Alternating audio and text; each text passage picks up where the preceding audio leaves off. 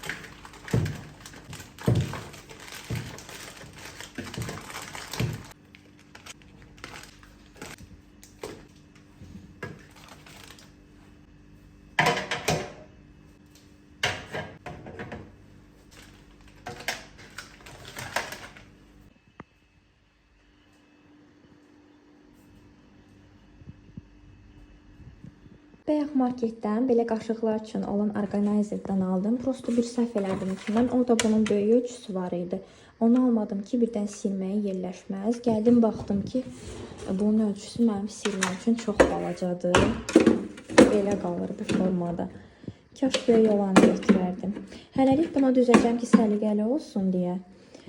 Daha sonra nə vaxtsa yolum düşsə marketə gedib yekəsini alacağım. Buranı indi təmizləyim, içini silim, ondan sonra yerləşdirəcəm.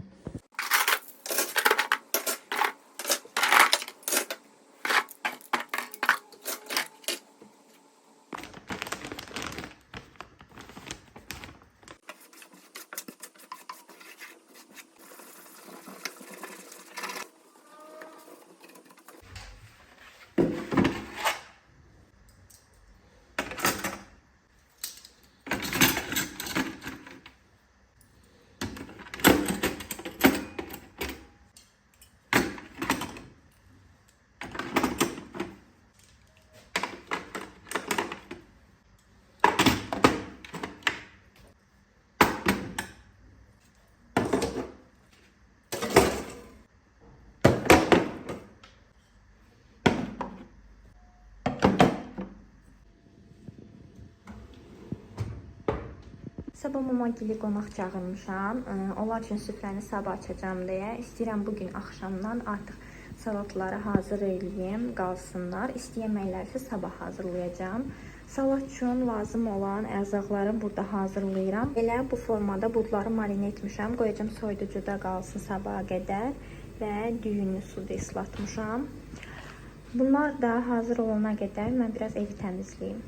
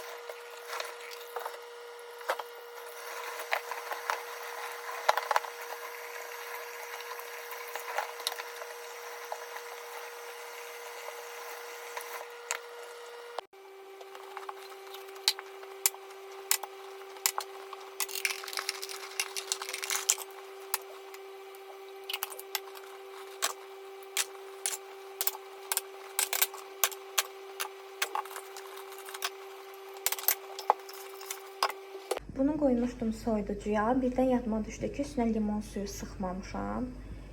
Gəldim, üstünə limon suyu sıxım.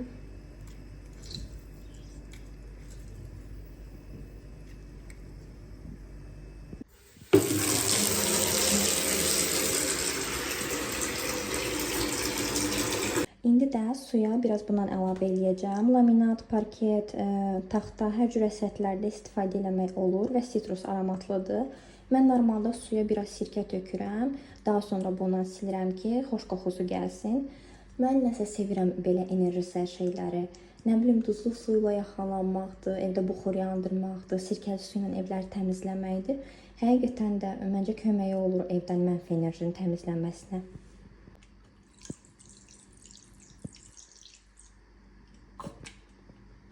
Qızlar, bu formada mop almışdım. Digər silənlərə nisbətən qiyməti ucuzuydu. Dedim ki, keyfiyyətli olmaz, amma həddindən artıq keyfiyyətlidir. İçində də 2 dənə belə zapas dəsmalı var. Dəsmalını da ki, mən artıq 2 aydan çoxdur ki, işlədirəm. Paltaryanı atıb yuyuram, yenidən istifadə eləyirəm. Yəni, heç bir problem yoxdur. Asanlıqla da çıxır və təmizləyir. Məncə bu çox rahatdır. Məndə əvvəl vedrə formasında olan var idi, yumru. O pis günə qaldı, tükləri çıxdı falan. Məncə bu onunla nisbətdə çox qəşəngdir, həm də çox qəşəng təmizləyir. Bütün otaqları sildim. Bir dənə balkon qaldı. Balkonda sabah saxlayıram. Sabah təmizləyəcəm oranı.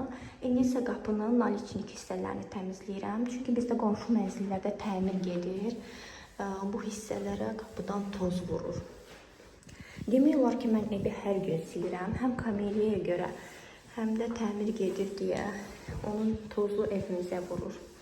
Bu arada evin dizaynını gələn hamı bəyənsə də, rəngləri bəyənsə də, mən nəsə bəyənə bilmirəm. Çünki bu evdə təmir səhvləri həddindən artıq çoxdur. Bu arada qapının üst hissəsindəki o aboyun cırıqlarını indi görürəm. Bu hissədə də var. Onu da mebel yerləşdirəndə yəqin ki, cızıblar aboyu. İndi bu ustalar niyə belə səhlənkardır, mən həqiqətən başa düşə bilmirəm. Hələ o tavanla aboyun biçmə hissəsinə baxın. Necə pis görsənir. O tam dib edib yapışmalıdır. İnsanlar bu qədər pul verir təmirə, amma çox bərbad gündə eləyirlər. Hələ bu hissəyə baxın. Naliçnik divarı tam yapışmalıdır. Burada yapışıb görürsünüz. Burada isə ara. Özü nə qədər ara.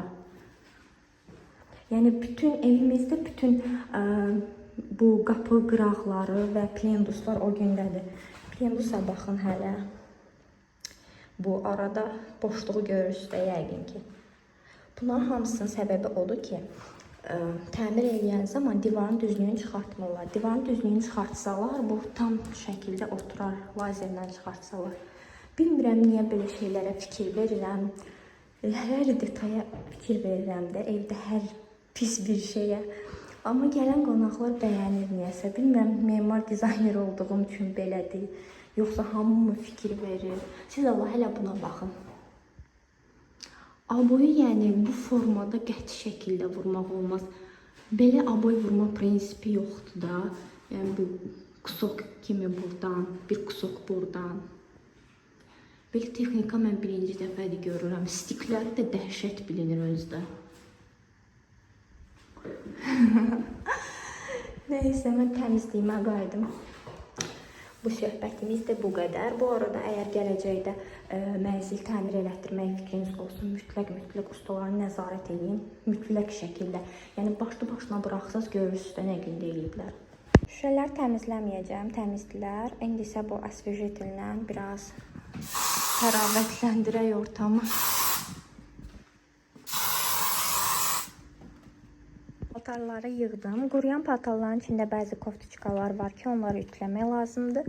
İndi onları ütüləyəcəm. Daha sonra biraz fasilə eləyib kofe, çay içim. Sonra başlayacağım yenidən salat doğğa bişirməyə. Qızlar, bu ütü yəqin ki, əvvəlki vloglarımda görmüşsünüz. Brown'un Textil Pro ütüsüdür. Çox qəşəngdir. Reklam deyil, mama alıb. Prosta bu ütünü çox bəyənirəm. Neçə ildir də işlədirəm. Ən çox mən bu qapaqlarını bəyənirəm. Belə qoruyucu qapaqları var bu formada. Əslində 3 dənə idi. Mən deyəsən birini itirmişəm. bu formadadır. Mən indi bir futbolkamın üstündə qaşlar var deyə bu ilə ütləyəcəm ki, zədələnməsin, qopmasın qaşları.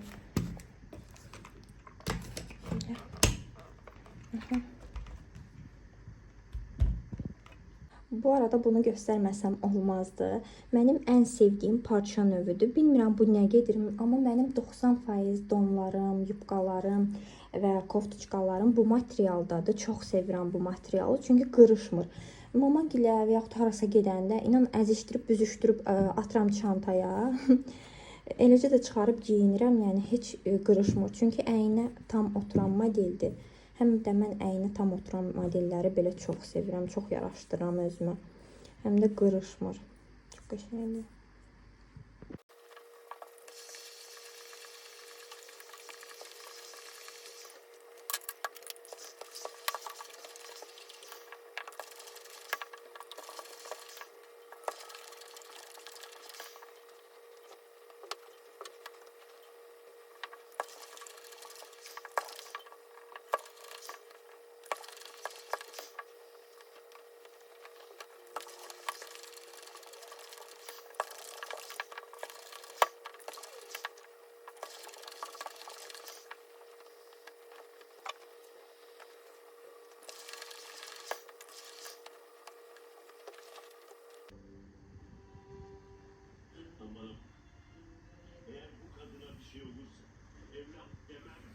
Qızlar, mən hər axşam buxur yandırmağı çox sevirəm.